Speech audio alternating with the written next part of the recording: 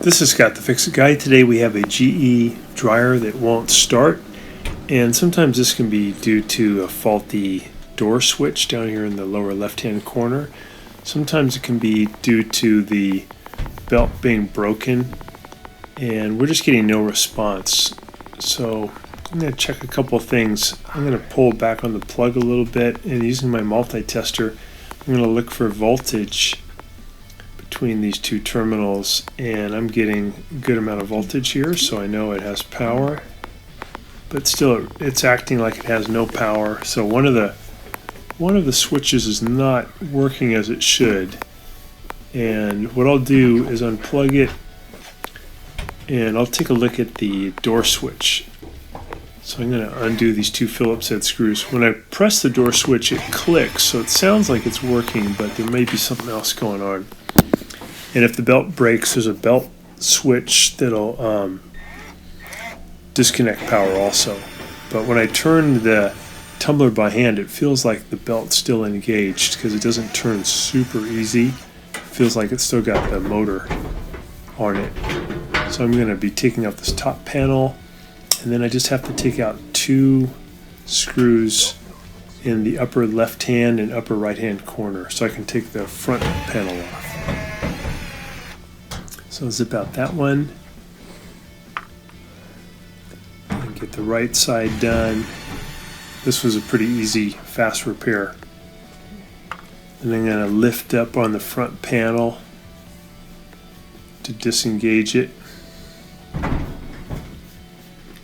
And then I'll pull back a little bit and then lift up a little bit more, disengage the bottom clips.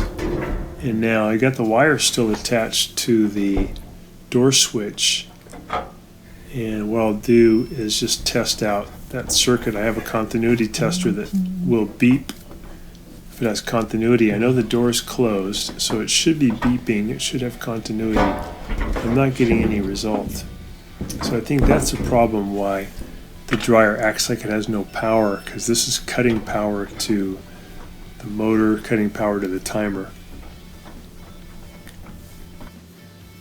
Just double checking it. Yeah, no continuity. So it could be just the switch is dirty. I'll try to clean it and see if that helps out. So I'm going to use my needle nose pliers just to pull the two spade connectors off of the door switch.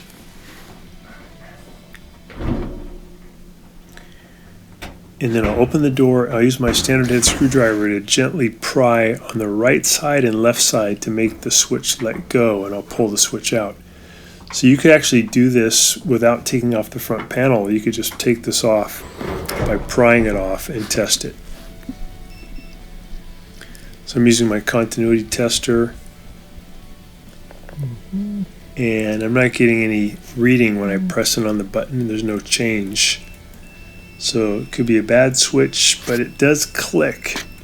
So I'm thinking maybe it's just dirty.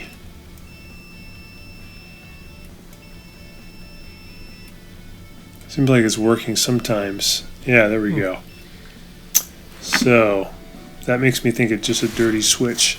I'm going to use some electrical cleaner. I'm going to spray it in and then move that switch back and forth, and then spray a little bit more, move the switch, and hopefully that can clean off the contacts so that it gets a better contact when it's back in the unit. So now we'll take it back and then test it again for continuity.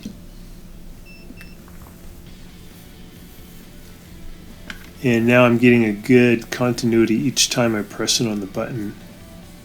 So I know the switch is working, and I'll just go ahead and reinstall it and put the front panel back on. If the switch just wasn't clicking at all, you could buy one of these online really cheap. Maybe have Amazon send you one. You just need to put your model number in a Google search with the word door switch. While I have it open, I'll just get some of this lint that builds up in the duct out of there.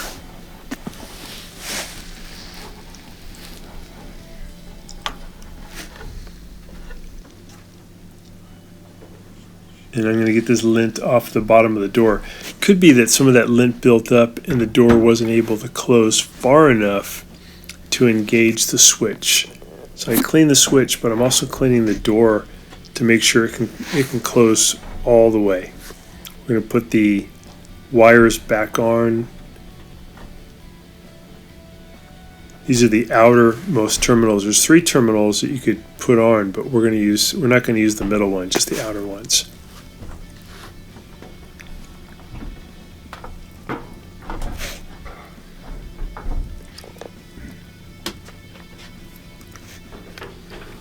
And then to reinstall the front panel, we just put the bottom part down on the clips first.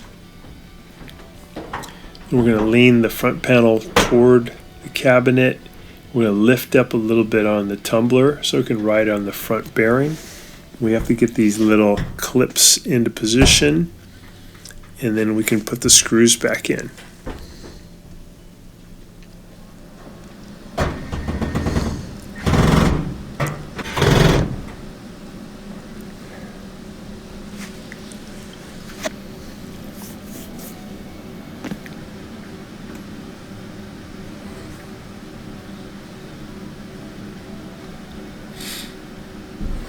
Put the top panel back on. We're going to push it in and then push it to the right so it locks in.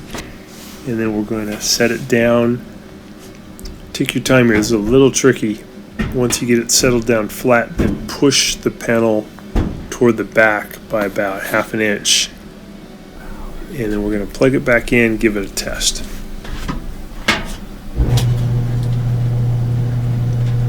So there we go. That worked. And I'll go ahead and do a little bit better cleaning job here on the door, get all this lint. That could be what was causing it to not activate that door switch all the way. I'm not sure if it was just a dirty door switch or just a bunch of lint blocking the door from closing all the way. But either way, it's pretty quick and easy repair. No parts were even needed.